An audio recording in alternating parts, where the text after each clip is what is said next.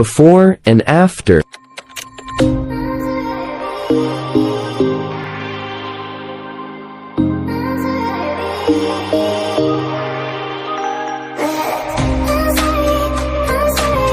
First open Picsart app and select any of your photo.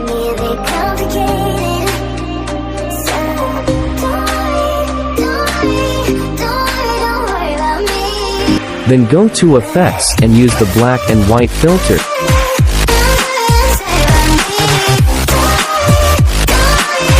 Then go to Effects again and use the black and white filter. Now go to the Effect option and use the Motion Blur effect.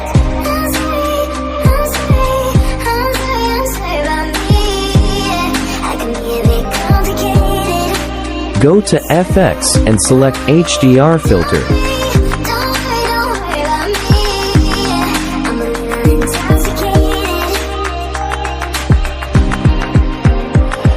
Go to Sample and select Sharpen effect.